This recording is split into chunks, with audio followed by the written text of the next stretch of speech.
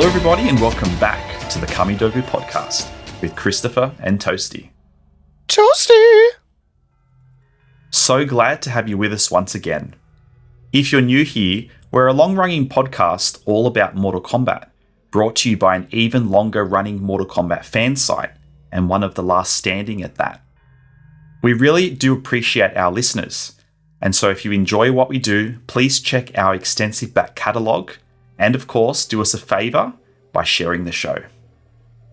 Last episode, we were joined by Matt Yang King, who voiced Mortal Kombat's original champion Liu Kang in Mortal Kombat 1. In stark contrast, this episode we transition from light to darkness as we speak with Alan Lee, the man behind the latest iteration of the franchise's original villain, Shang Tsung. That's right, everybody. You heard Chris, the voice of Shang Tsung, coming right up. Alan did a beautiful job in Mortal Kombat 1, and hopefully we'll see him return for a long time yet in this famous fighting saga. It's great to see him get such an iconic role, as I'm sure it means a lot for his career.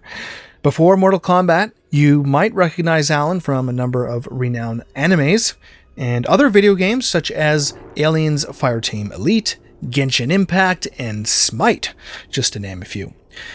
That being said, we're happy that you guys were able to join us today. Shang Tsung is such a notable character in the franchise, and we're delighted to talk all things Mortal Kombat with Alan. With that out of the way, let's now switch over to today's interview. My friends, your patience is about to be rewarded.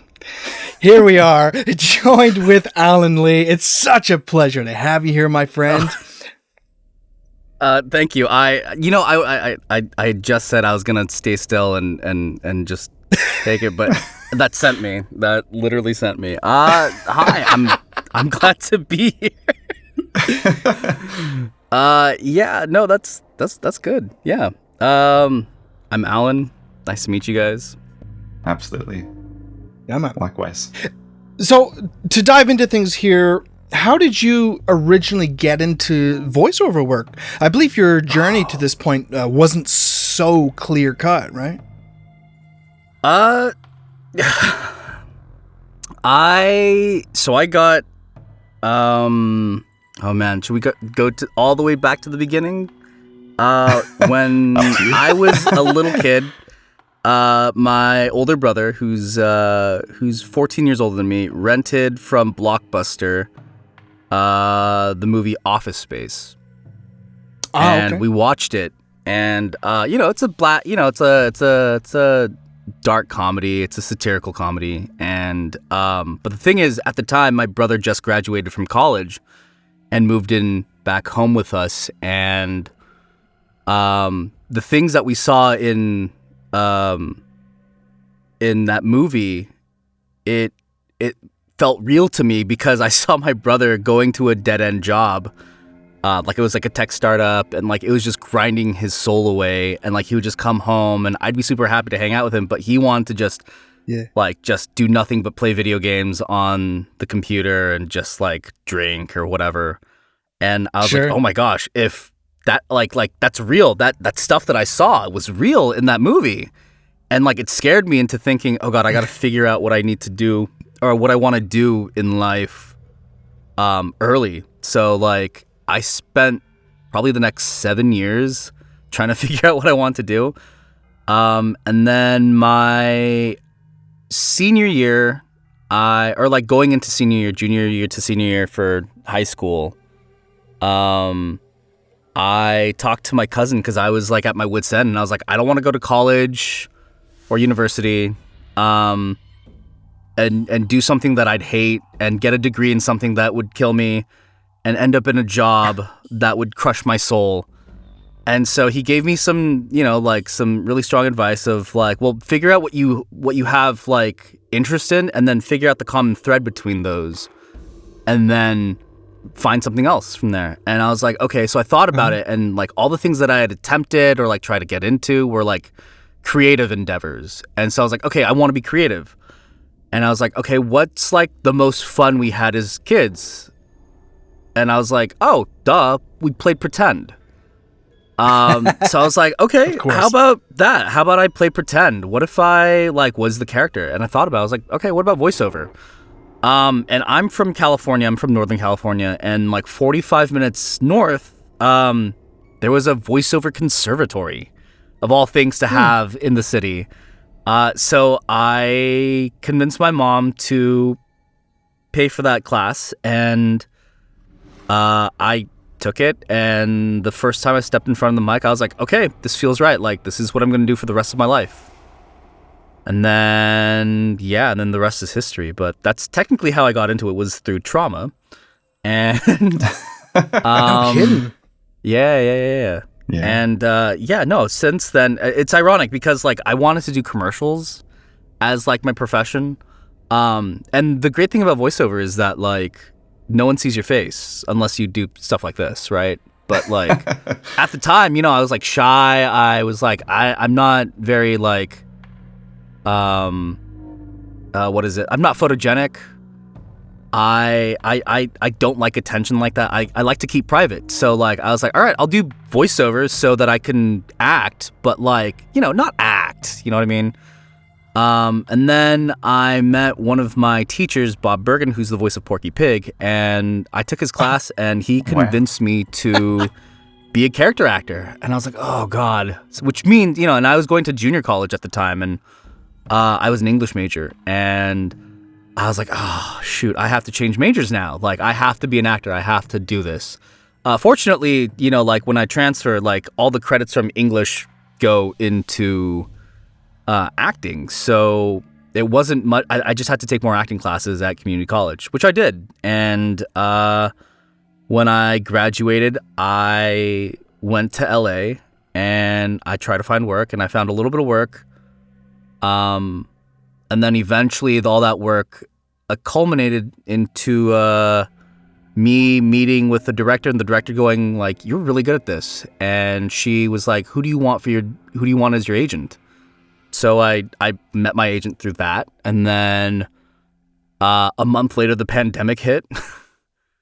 Oh, and God. It was during that time, I think it was like I want to say it was that year, but like auditions for Mortal Kombat came out. And I was like, this looks familiar, right? Like, cause they had like, it was like code named, and like all the characters were coded as well. And I figured it out. Cause it was like, I forgot what the actual like code name was, but like they had a K in the place that like didn't make sense.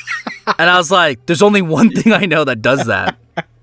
Which is Mortal Kombat, right? Like, unless it's like Killer Instinct, right? But like, no, it's Mortal Kombat. And I was like, going through the characters, and I was like, I think this is this character. I think this is this character. And then I looked at, I think the character was called Deceiver or something like that.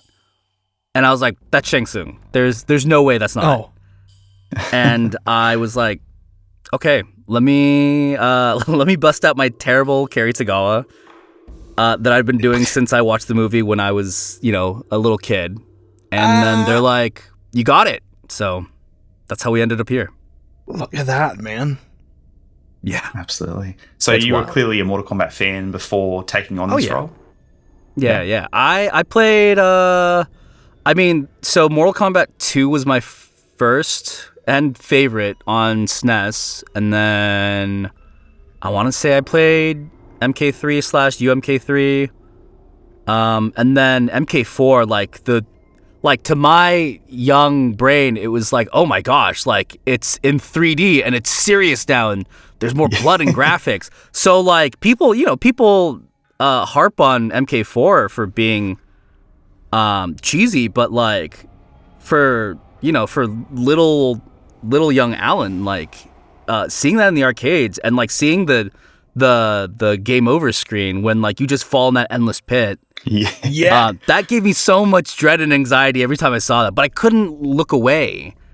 Because I was like, what's gonna happen? And then he dies, and you're like, oh. And so MK4 actually has like a really big impact on me. Me too. And yeah. that's when they started to go in like a slightly different direction. It seemed like it was very, very dark, like you said.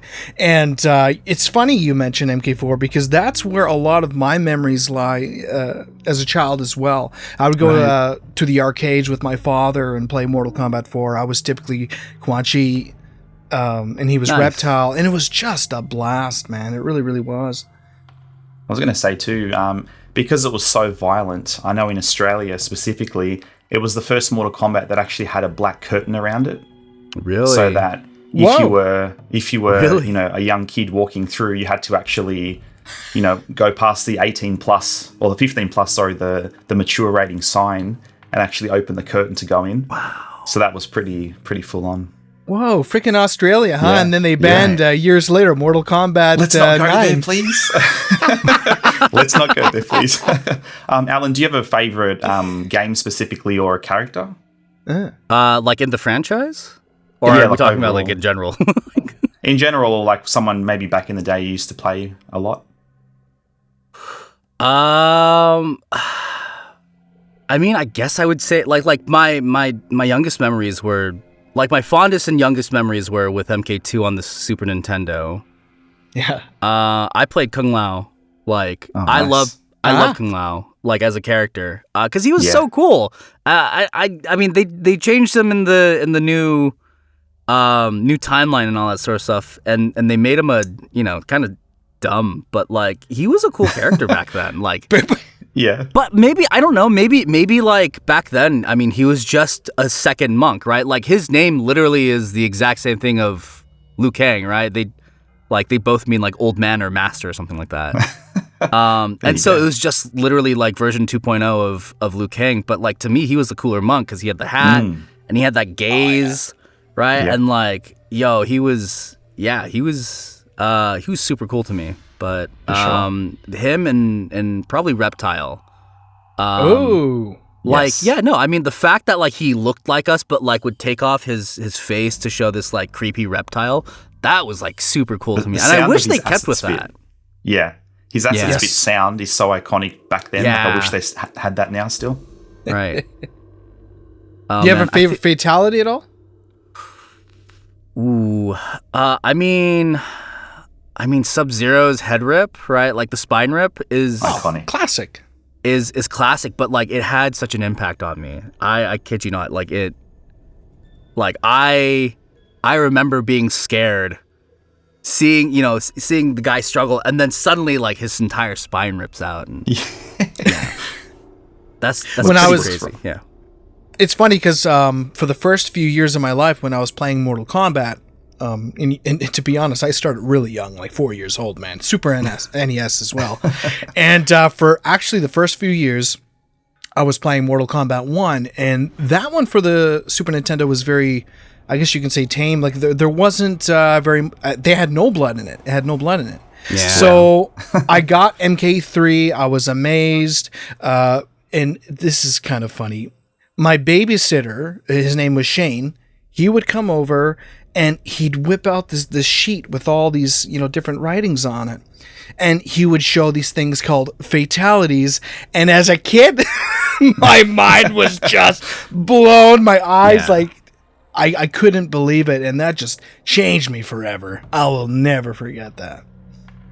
Yeah. I think it was the neighborhood kids who showed me all the fatalities and stuff like that. And just, like, because 4 or 5-year-old Alan was like, what? Like, that's crazy. Yeah. So what was like your initial reaction when it was confirmed that yes, you were indeed Shang Tsung? Like, how did you react? I laughed. I just laughed because I was like, what? Like, wait a second. Me? I'm sorry. What? I got it. Like, I was like, because like you think about like, and maybe it has to do with like the fact that like there's so many legendary like actors involved with Mortal Kombat, right? Like you have Steve Bloom, you have like you have, I'm blanking on names suddenly, but Yang you have King, like Andrew Richard Bowen. Epcar, you have Phil Lamar. Yeah, Phil Lamar, Yep. and the list Jennifer goes Hale. on. Yeah, no, but like it's like, because to me, like that was the pinnacle, right? And like I had only just gotten an agent like probably 2 years ago, prior to, or like no, a year ago, that same year maybe even, I don't remember. But like I was like, no, this is way too like early for me to like get to this height. But like so I couldn't Yeah. believe it. I like laughed and I was like, "You're serious?" And they're like, "Yeah, you got it. You were the only one who figured out who the character was." And that's Wow. apparently true because so my voice director Dom was telling me that like Yeah. he almost resent out the sides because like the takes he was getting were like super way off base. Whoa. And he went through the entire pile, and I was at the bottom of the pile, and he was just like, I guess no one, like, we're too vague. Maybe no one's getting it.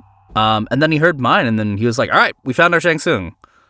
So, really happy about that. But, yeah. Well, to be honest, brother, I thought you were one of the best performances in the entire game. You just nailed Thank it. you. Stand out. Thank you. Yeah. It's interesting because like when again, it's probably because it's like the actor in me, right? Like the artist in me, but I was like never fully satisfied. Maybe I was just trying to like be perfectionist, but like Sure. I like poured my heart and soul into it. And then when I heard it, I was like, oh, it's still not, it's weird. What? Right? Well, no, because like you have to imagine like you are hearing, like I everyone know. else hears the character. You hear you. True. You're like, oh, you're hearing that guy, right? So true. it's jarring, especially when like, you have Matt Yang King being Liu Kang, and he's amazing as Liu Kang. And then right next to him is me, and I'm like, oh man, I sound like me, and that's weird because you never like your own voice. But I remember kind of having like a weird, sort of like, I felt like maybe disillusioned just a little bit when it came out because,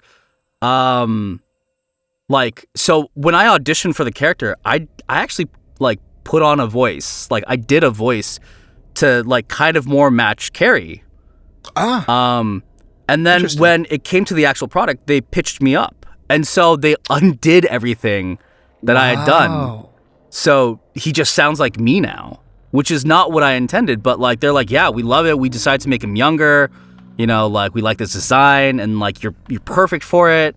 But like, it felt like putting on makeup and then them in the film, like in post, digitally removing it all.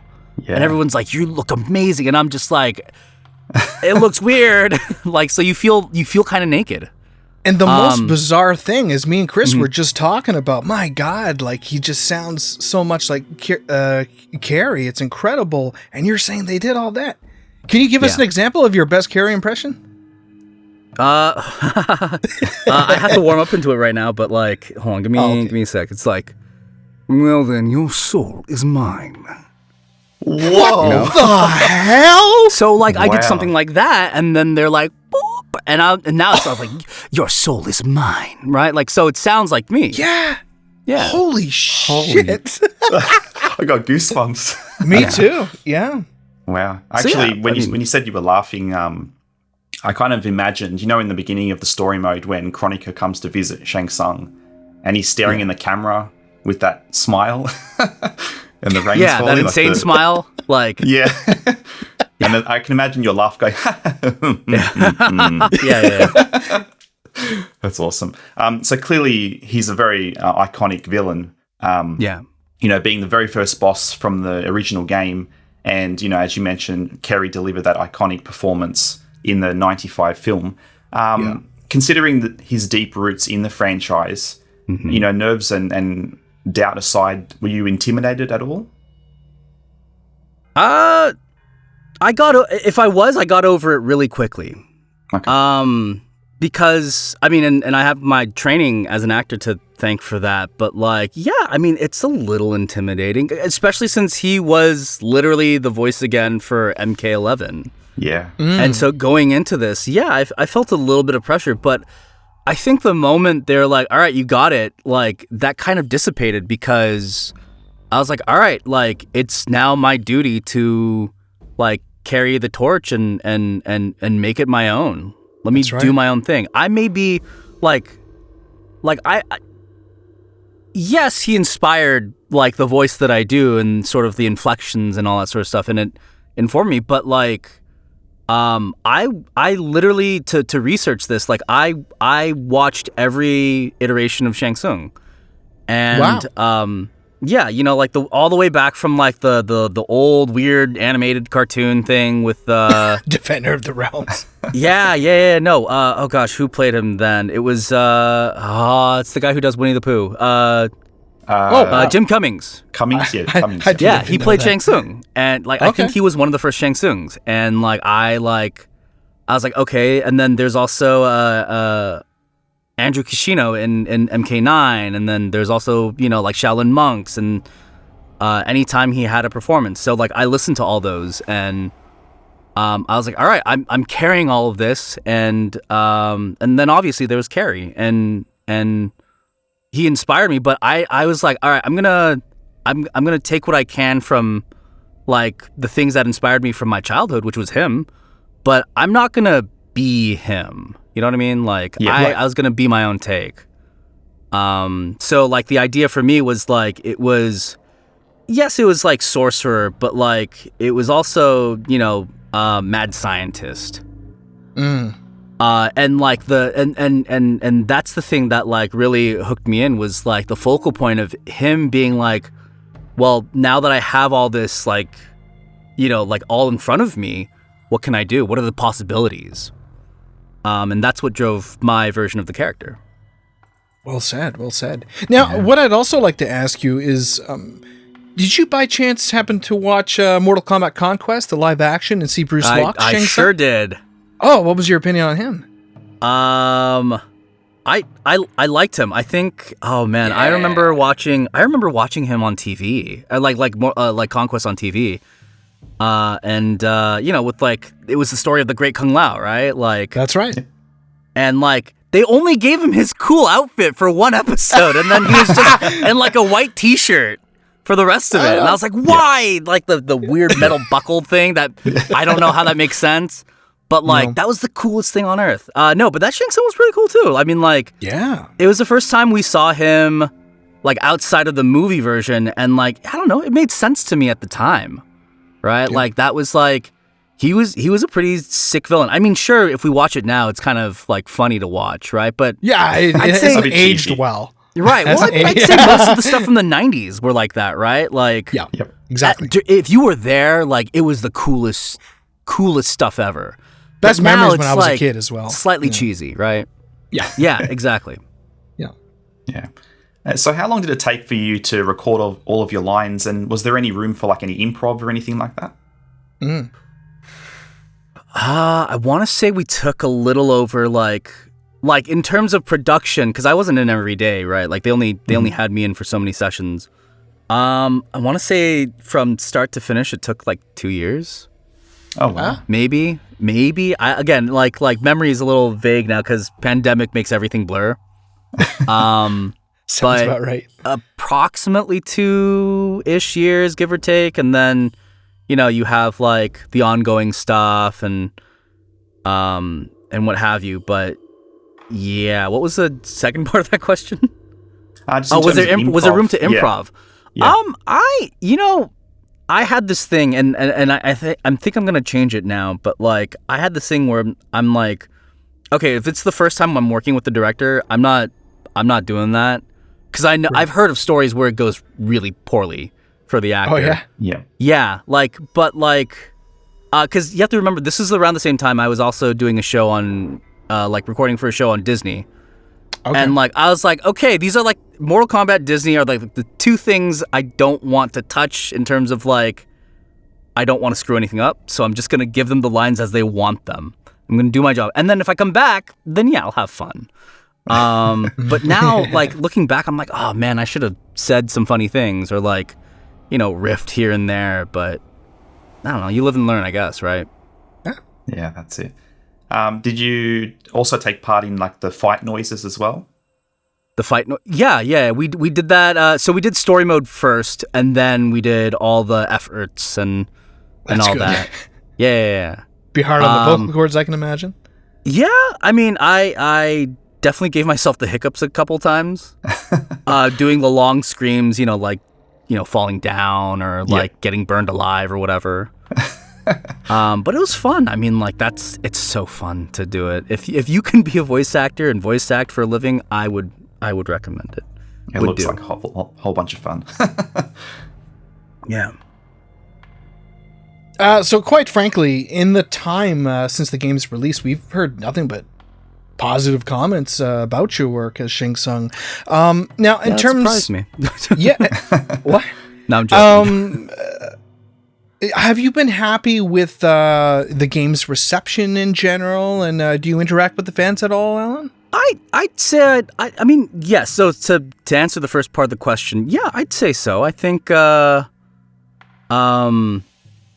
been really happy about like the quality of stuff that we put out there, and like I mean, for me personally, as like a player of the game and like a fan of the series, like it's fun. I love the story mode. I love like the design of the characters. Like I love the voice casting. Everything I think on that level is like perfect, right? A friend apparently got me the Switch version. Oh. But I haven't touched it yet because I just haven't had time. But apparently that one's fun to go through. Yeah, but it got better. Yeah, it got better. Apparently. I look forward to that, even just for the memes. But like I don't know. I mean, like in terms of like being creatively like involved with it, I love it, right? Like I know some people have been saying things about like, oh yeah, like the netcode or like the I don't know, like the way that people go about buying stuff for like the cosmetics and stuff like that. But like I don't know, I have nothing to do with that, so shrug. But the game itself, no, I'm super proud of what we put out, and I think the fans' reactions reflect that. So, although most of the characters in Mortal Kombat 1 are kind of a bit younger in this iteration, Shang Tsung is still, I guess you could say, one of the older characters. Being relatively young yourself, did portraying an older character come as a bit of a challenge at all to you? Am I that young? Well, I think so. You're certainly not, 50 or... I just assumed he was like kind of older than me. Like Shang Tsung being like, I don't know, he looks like he's in his mid-30s. Okay. I guess it's sort of hard to tell. Right, like, but and then when he has his old man form, which I question why he has in this version of the game, because he doesn't have sorcery magic yet. Yeah.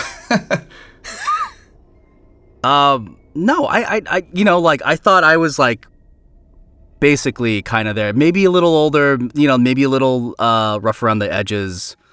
But I don't think he was like that far off, unless I don't know, maybe like like he like Outworlders or like I don't know, are they significantly older? Right. Well, I mean, Katana's Edenian, but she's 10,000 years old, but you can't really tell. Right. How old is Shang Tsung supposed to be? I don't know. Oh, good lord. That's a good question. Well, that's going back to even like way back to the Great Kung Lao times. You got to think right at the start of the Mortal Kombat tournaments. You're right. You're so right. So he's lived, my lord. Well, but he only lived that long because he had souls.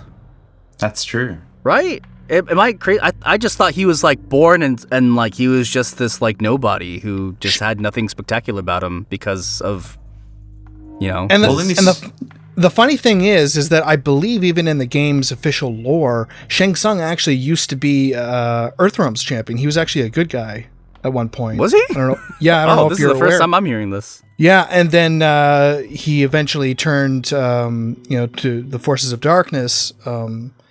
Shao Kahn made him a good offer and stuff like this. Now, obviously, there's some deviations to a degree, I'm sure, but if you watch Mortal Kombat Conquest, the episode The Master, it actually goes into that a little bit. You see Shang Tsung and who he used to be and ultimately his transition.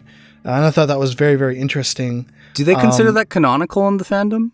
that Conquest, canonical? no. Okay. That's No. why I said they made their deviations and had their own little okay. thing. Gotcha. But if I'm not mistaken, don't quote me on this. I think because I'm obsessed with Mortal Kombat Deception's Conquest mode, I believe if you talk to a certain NPC, they might have stated that Shang Tsung used to be on the Forces of Light until Right, he had that he was transition. originally from Earthrealm, and he wasn't actually an outworlder. Yeah, he actually is from Earthrealm for sure. Yeah, so Right. yeah, it's pretty interesting stuff. Yeah, no, I remember reading something about that. I didn't know if it applied to my like MK1 Shang Tsung. I actually don't, because I don't know what the timeline changes for him exactly are, and I don't think anyone really does. But I think, again, like as an actor trying to portray a character, I think it was like I was just trying to understand his circumstances. But like, and I think in the auditions it was like, oh yeah, he's like a snake oil salesman or something like that, and I was like, okay, so he probably had it rough. Mm-hmm. And like I think in like the first sequence, like he gets roughed up, right? So like, Yep.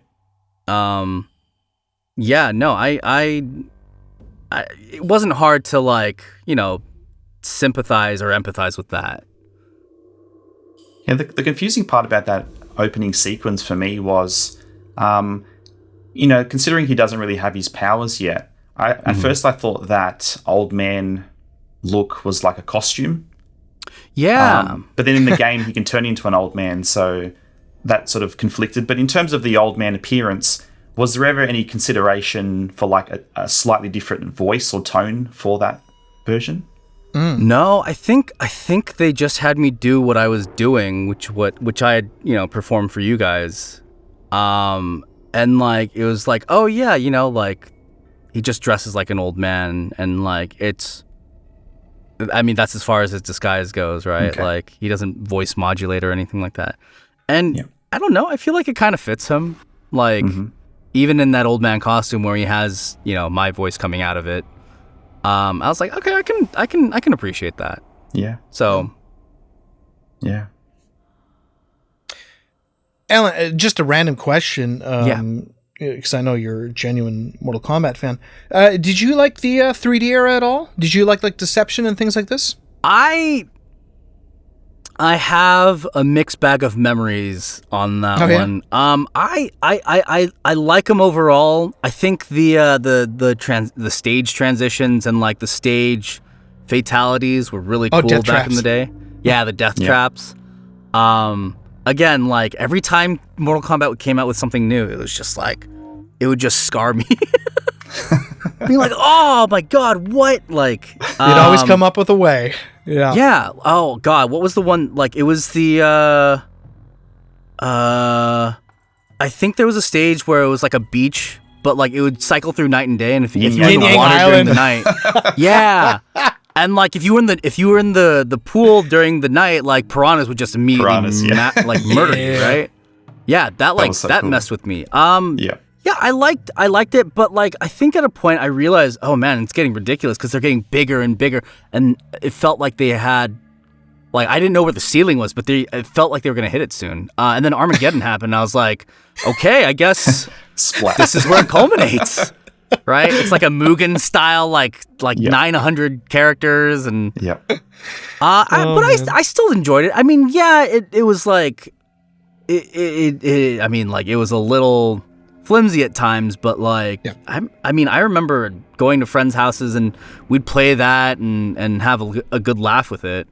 Oh, it's brilliant. So yeah, I think it was like the 3D era games were like just a different time, and like they were fun for the time. I didn't play DC, what is it, Mortal Kombat versus DC or whatever. DC, yeah. I thought the concept was cool, but like I remember watching the reviews and being like, I don't know. Yeah. Like I'm on the same page. yeah. And then MK9 came out, and that just changed everything. That was so beautiful to watch. Yeah. Good lord. Right. Yeah. Friend and I got it launch day, and then like we literally like did an all-nighter just playing through the story mode. And like seriously, like it was such a great story. And and rehashing of like the first trilogy of games. Yeah, for sure. Yeah. Now, coming back to the recent Mortal Kombat 1, do you happen to have a favorite line or moment from the game, Alan? I used to, but now I really don't. Okay. It's also the fact that I'm constantly working, so like I don't remember all my lines. That's fair. I had one though. I think it's like the whole the question is not whatever, and then he's like, but can you afford it? Like anytime he does that, right? Like that's his like he's putting out the scales and being like, which side would you like? Yeah. But I Just the way he love moves doing too, the like, intros. The- I love the intro quotes so much more though. Like there's so much story being told in 2 lines of dialogue, and it's fascinating. incredible. Yeah. Dominic does a brilliant job there, man. Oh no, he's a Can you master at imagine it. just how much, how much writing that man has to do just to get those? Like, I'm sure there's others that help, but he's at the helm. Oh yeah. And I even between like some characters, you might go on YouTube and load up a video like Shang Tsung intros with characters, and there's like 10 per duo. It's mental. Yeah. Yeah, no, absolutely. Yo, I saw him like write lines in my session like live, and he was just like, all right, this joke isn't landing as well. Maybe we'll do it. We'll try this and this. And he's like, give me a sec. And like in 10 seconds, he like has like a new like banter, and I'm just like, I have no clue how you do this, but like his level of like mastery at that is confounding. Yeah. I remember he released this little video at one point answering all these fan questions, and I was just I was pretty impressed how much he knew, even of like my pride and joy, which is the 3D era. He knows his lore inside and out. It's pretty cool. He sure does. Yeah. I would literally pay I would pay DLC for like a whole new set of intro dialogue, if I'm gonna be super honest. It's so amusing. Be like a lot of this stuff. Intro dialogue pack 1, 2, 3, and 4. I'd pay $5.99 or $7.99 a pack. Are you kidding me? Those are so something fun. Mortal Kombat's doing that other games still aren't doing in 2024 is some of the other fighting games, like the intros are just generic, like they're not actually addressing the other person. And Mortal Kombat's been doing this for such a long time. It's still no less impressive. Like, I still love watching them before I fight. Like, it's perfect. Yeah. No, you have no clue how many times I'm like at lunch, like I'm eating lunch by myself, and I'm like, kind of want to see what all the intros for like Sindel are, and just like just watch the entire compilation for like 40 minutes while eating a sandwich. Whenever I have my buddies over, and we're about to have a match, some of them are just like skipping all that stuff, and when they do, I'm like, no, it's like one of the best parts, man. Yeah. What are you doing? I think we should take to clashing in real life. Like, if someone comes over, you clash at the front door, and it's like, let me in. What's the password? Ice Dragon. Yeah. Seriously. No, that'd be fun. Oh man, I had something to say. Shoot. It was like no, it's great. Oh, right, talking about like modern fighting games and why and how the generic they are. I think the fact that like it feels like it's definitely like not just something that people should do, but like it's a very Mortal Kombat-y thing to do. It's one of their hallmarks, right? Like the intro dialogue and the character interactions. Hell yeah. And like it gives it identity, I feel, right? It's part of it. And yeah, like I would make sure that we never skip those when we get into fights or anything like that. In fact, like sometimes like friends who like are just starting to play the game, we'll choose our characters and then like pick them, let them say the things, and then reset so we can watch more of them. Yeah. We wouldn't even play the game. We just watch the infos. That's awesome.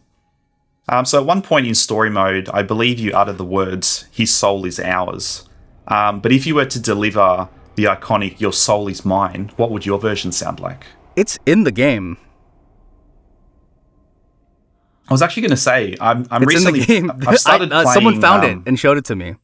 I've really? never heard it in the game. I had to find it through a YouTube video. Is it in the story mode or is it in the intros? Hold on. I got you. Hold on. I'm gonna give you a YouTube link real quick. Okay, sounds good. Because I feel like I have heard it, but then I haven't played story mode for a while, and I'm just starting to play through it now. But I'm only at chapter 4, and I'm like, did he say it? Okay, so hold on. I gotta.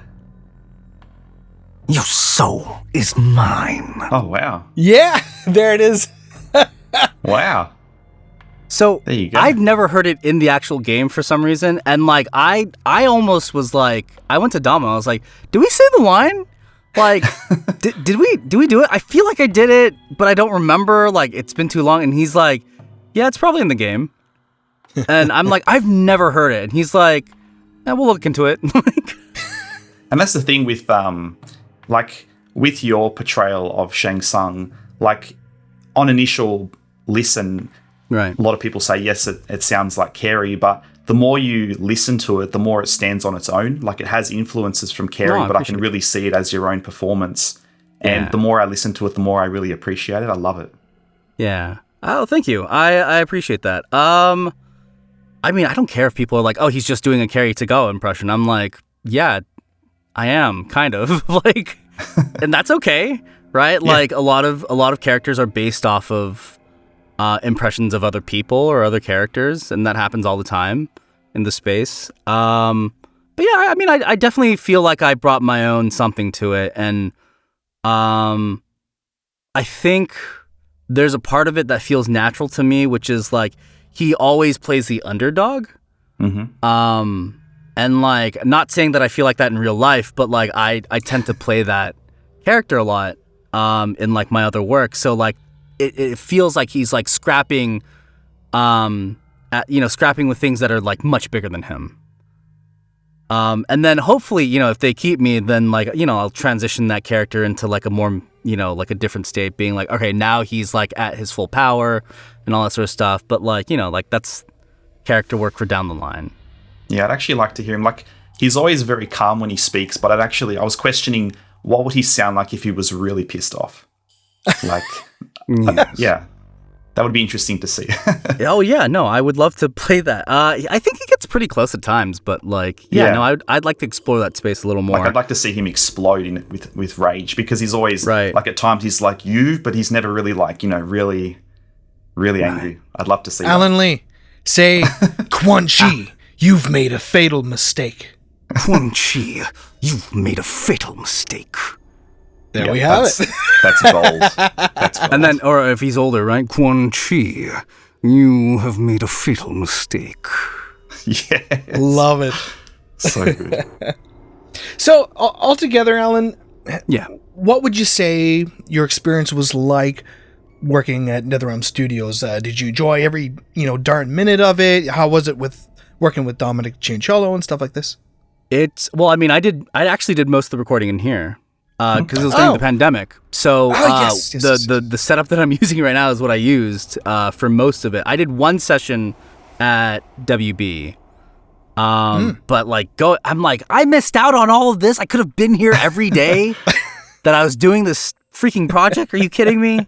No, it was a dream come true. It was surreal to enter the space, and then they hand you like the Excel spreadsheet, and they're like, all right, we're gonna do these lines today, and Dom's there, and like he trusts me and I trust him, and we have this like back and forth of like what we want for the character, but mostly it's just like, all right, go do your thing, and then I'll give you adjustments if we need to, or if the direction is slightly off. But no, it was like walking on air. Right? Like you just, it's magical and you don't believe it.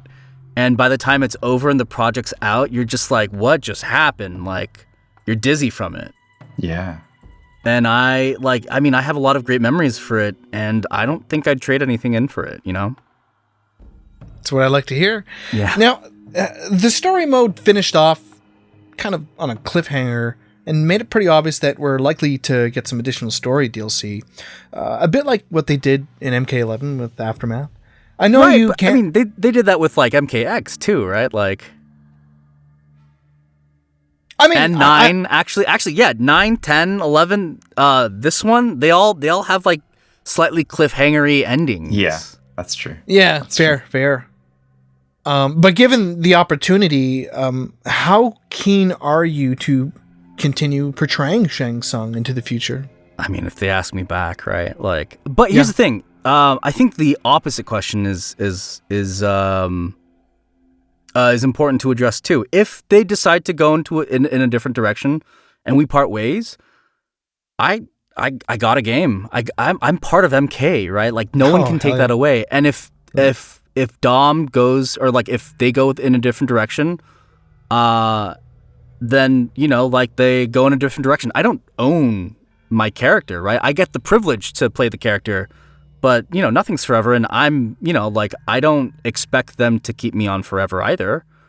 I don't know, but like I think actors, I think people who get this sort of like privilege to play characters should like be able to let it go with grace, because it's like theater, right? Like there's so many versions of Romeo and Juliet, but no one's gonna be like, oh yeah, Romeo is my character, I'm Romeo. It's more like I had the privilege of playing a character from like the 1500s or whatever, and and then you let someone else have a chance at it, because there's plenty for everyone. But I will do it as long as they keep me, and not to go into like crazy detail, but I'm already like so for projects that I have ongoing, I have a timer on my, or like an alarm, or I guess an alert for my schedule, and I say revisit the character. And so like I'll go do a deep dive of my own thing and lab the character and being like, okay, if I were to like continue this character, where would it go? So I do that for myself as like as an acting thing. Very nice. Oh, that's really cool. That's cool. So what would you say are some of your favorite personality traits of Shang Tsung? What makes him interesting to you? Like, okay, I'm gonna physically personify what he sounds like to me. He's just feeling himself. You know what I mean? Like, yeah. Like, but like he's so oozy and like schmarmy about it. Yeah. And he's like, yes, hear my voice. Yes. And like, here's my plan. And like he spreads his stuff everywhere. That sounds weird. But like he does it so unapologetically, right? Like, because the moment he tastes power and like he runs with it, he does things that other people would be afraid of doing, and like he likes taking risks. But like sometimes they're stupid. Sometimes they're very stupid risks, and sometimes they make sense. And him wanting to take those risks make him interesting, I think. Oh, I agree. Yeah, I think why your voice... sorry, yeah. Go ahead. No, I was going to say, like, I think it comes down to, like, he's exploring what his value is, and, like, his values in this new world where he has the ability to do what he does. And, yeah, like, and he's unapologetic, and, like, he... Like... As an actor, you try to have as much fun with the characters as possible. And I think the way that it was written for me, like, allowed me to have a lot of fun being in every scene. So, like, it's sort of a take it and run type of thing. And I think that's what makes him intriguing. Yeah, I think what makes your voice work so well is it kind of sound... Because Shang Tsung to me is always like a bit of a snake, and sort of... Yes. When you said spreading his stuff, I imagined like as a snake wants to spread their venom, and you've got the way he moves, plus your voice kind of matches that movement, so it's kind of like this snake, like left to right, kind of, that's why. Yeah. Nailed it. Yeah, absolutely. Yeah. Do you have a favorite fatality of his or anything in this game or going back? I like the new ones. I really like the new ones. Yeah. So graphic. Yeah, when he cuts open the guy and he puts in the potion, and apparently the thing that pops out is like the spinal cord. Is that like, apparently that's what I've been hearing, is that like he rips you open, puts in the potion, and then that like, alchemizes your thing to like your spine to come out and like just attack you. Yeah, that's cool. So, go ahead. Oh no, I mean, and also like, when he does the soul steal thing, like, yeah, iconic. Yeah, because that's terrifying to watch. Yeah. What was your opinion on Chin Han's portrayal in the MK 2021 film? Did you enjoy it? I did. It's weird. I think I watched it on, like, I watched it during a flight. I didn't watch it in theaters. I watched it on my phone. And so I don't even, I might have fallen asleep just because I was like on a plane or something like that. But like when I watched it, like, I mean, I enjoyed it. I think it holds the weight of what Shang Tsung is as a character.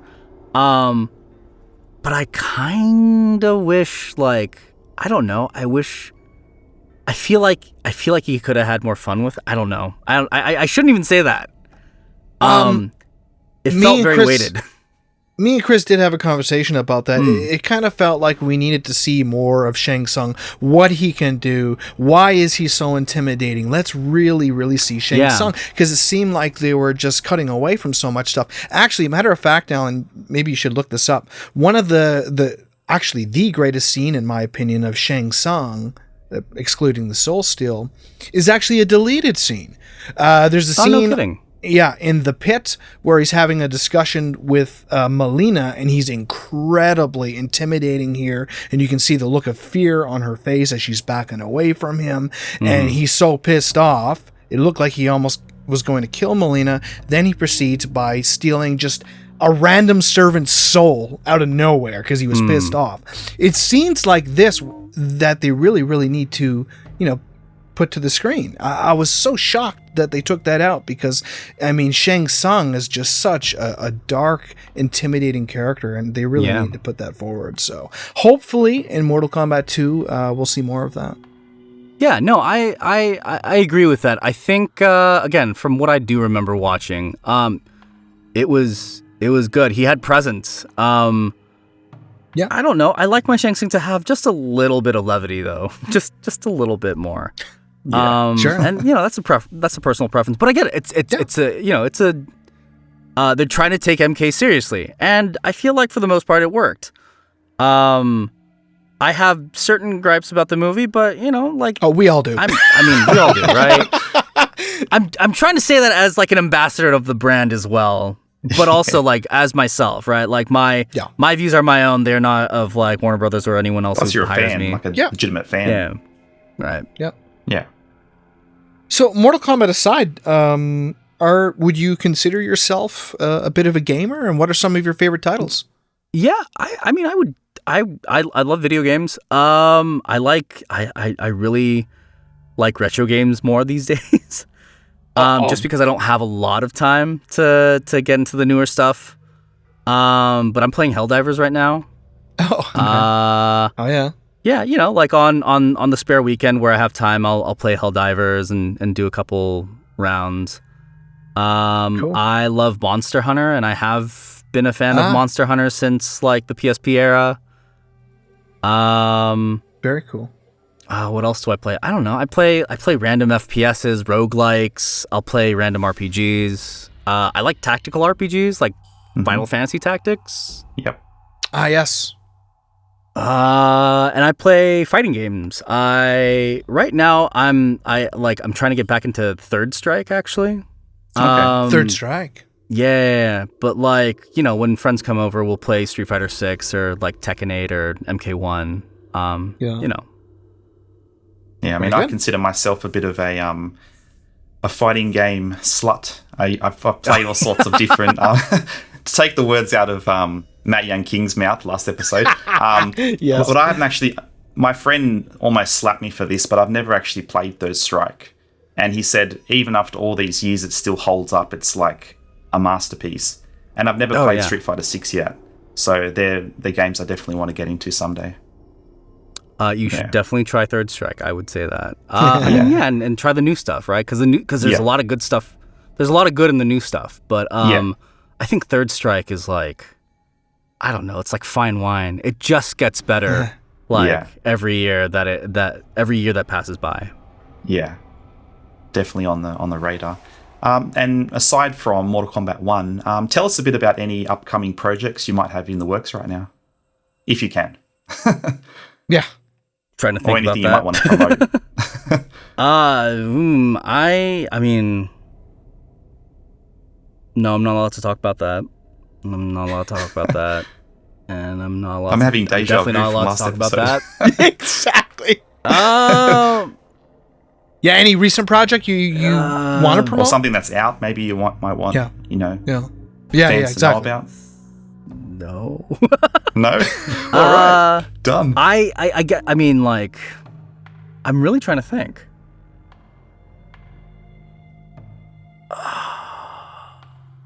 Have you done any other video games that are already out? I can't talk about that either. Not yet. Okay. It's yeah, we'll talk about that later. But I'm trying to think. Is there anything I'm allowed to talk about right now? I do live action dubs for Netflix, and Okay. and a bunch of other stuff. I do dubbing for anime. Yeah. Oh yeah. I mean, I would promote Ghost of Molly McGee, but that just literally wrapped and like is now over. But hey, that's still technically doing the reruns on Disney. So Yeah.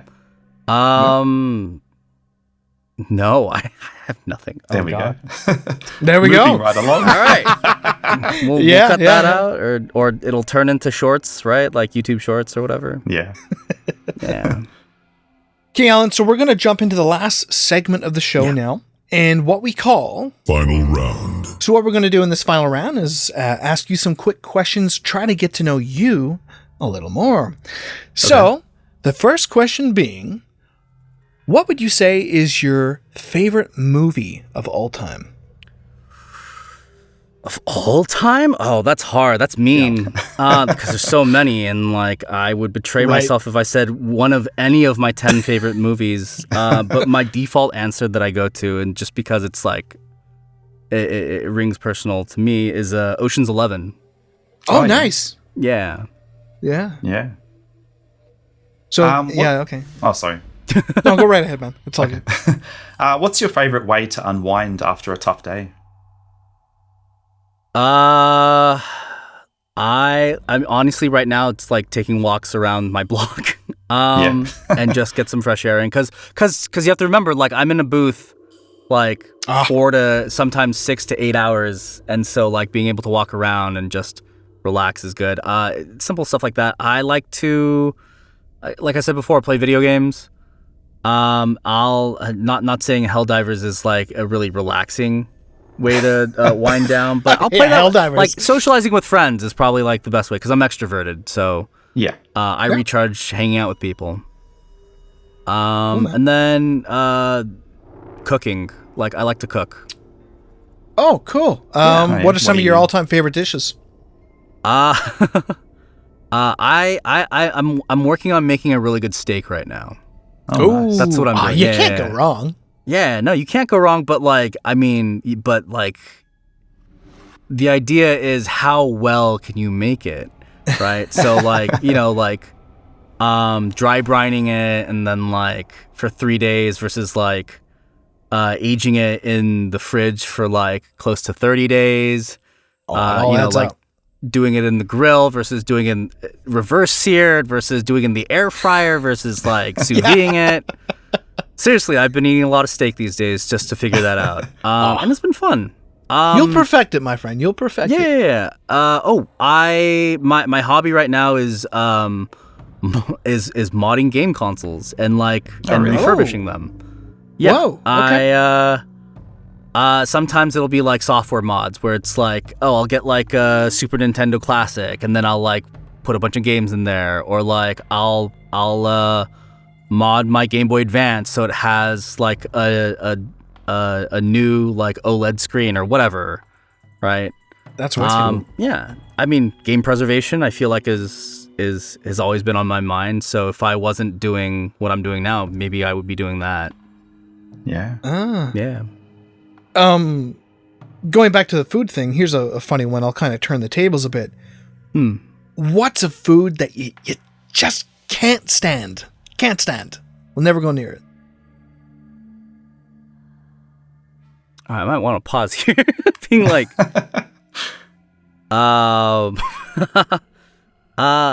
there's nothing that I won't try once, and I've tried some weird stuff. I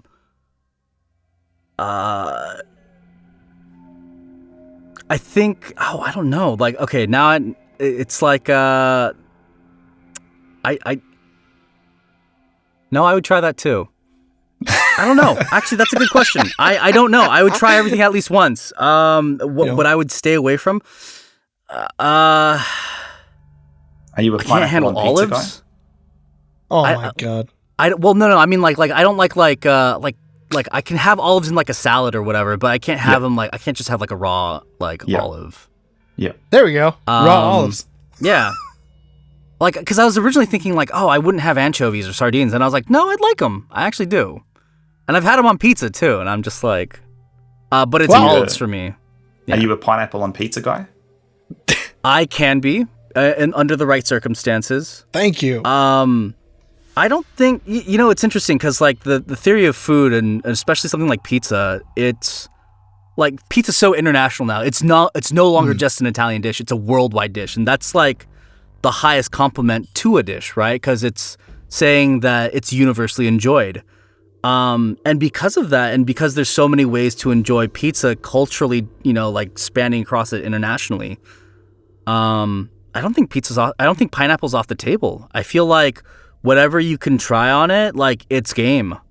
Right? Yeah, like, I've heard of some weird eclectic pizzas, man. I've heard of some weird ones. Right, but like, I mean, like, it's like, have you tried pizza in Japan where they put, shrimp and steak on it, or like like miso-based chicken, or go to Korea where they put corn and Korean barbecue and potatoes. Yeah, right. Like, but it's delicious. Like, so like it's like I don't know, broaden your mind with it. Do you have any secret talents? Something, or just tell us something that most people don't know about you.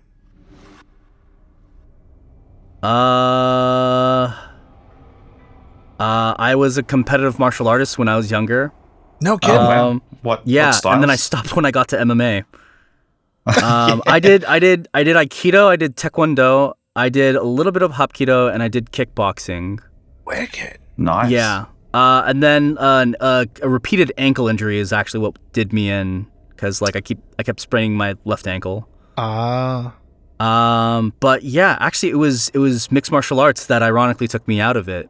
Because I got into it because I think at the time like Tony Jaa was really cool and hot, and and Michael J. White, and like you saw a lot of people like breaking out, being like like kickboxing's the best or this is the best, and then people like MMA's the best. So I tried it out, and I went to the gym.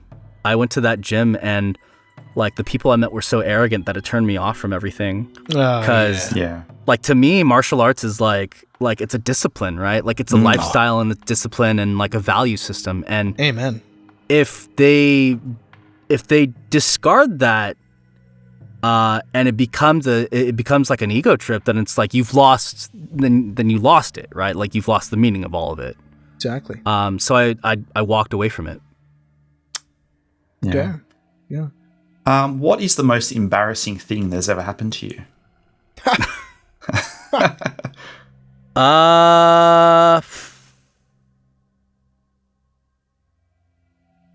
Oh man, I don't know. Or maybe something that's happened that I had you never someone. forget. I had like a personally embarrassing moment. It was like when like two of my friends like hurled in the backseat of my car, like from after a party, and like the girl I like sat next to me the day afterwards, and it still smelled like vomit, and like it was, dude, yeah, and like she gave me a weird look, and I was like, that's it, like it's not happening. It seems to be almost like a bit of a tradition to ask this question now. Do you believe in the paranormal at all, Alan? Kinda. Kind of. Kinda. Yeah, Open to I used to be afraid of it. Like, Oh. I don't know. I mean, I grew up somewhat religious, and I think part of that like involves you believing in ghosts and spirits and all that sort of stuff. And then there's a lot of horror movies that like fuel the scary side of that. But like, right now I'm in a state of I don't know, right? Like, cause like I'll watch, my girlfriend will watch like like some sort of ghost hunting, Right. reality TV show, and like Ghost Adventures, Ghost Hunters. Yeah, exactly. And like part of it's intriguing to watch and it's fun, but otherwise it feels kind of like bullshitty and like. Oh, some of them. Good Oh Lord, yeah. But like if someone's like, oh yeah, this place is haunted, I'll be like, yeah, I don't want to risk it. Like, why would we stay here then? Screw that. We have the rest of the world to explore. Go somewhere else. Right. Now, Alan, you said that you had somewhat of a religious background growing up. Was it by chance, were you Christian? Because looking in the IMDb, I saw, it kind of made me laugh. I was like, holy shit, he's in VeggieTales? Okay, that's not me. That's not me. What? There's a different, because that guy's from Tennessee, all right? So I knew there's, like starting out in voice acting, I like looked up my own name to see if my name was available. And the first two things that I found were, one, the illustrator for Lord of the Rings, right? And the second guy was another voice actor named Alan Lee. Alan Lee, yeah. But he's from Tennessee and was doing VeggieTales in like 1997 or something like that. Yeah. And I was like, wow. And so for some reason, when like I got my IMDb page, they kind of like put it together. Yeah. And now I have random VeggieTale like you do. It's to my still name. there. And they're like, oh yeah, he was born in 1996 and his middle name is Paul. And I'm like, what the I didn't do any of this. And I petitioned to like get it removed, but I don't know. No one's hearing me out. So I'm just like, yeah, whatever. I have that on my IMDb. That's whack. Yeah, I didn't consider the date that they posted for it. I didn't know if VeggieTales was still going and so forth. But that's it's crazy. Still going, I think. Actually, I think they rebooted it, and it's less religious and more just be a good person these days. Interesting. I don't know. Interesting. Okay. Never heard of it, and I have no idea what you're both talking about. Don't worry about it. And God bless question, you. God bless you. Is that a good thing? Is that a good thing? I've never heard of it.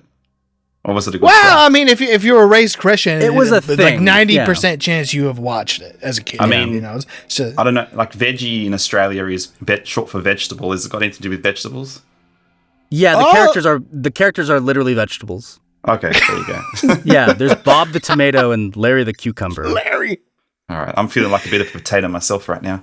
Yeah. And it's too funny. what is the best piece of advice you've ever been given?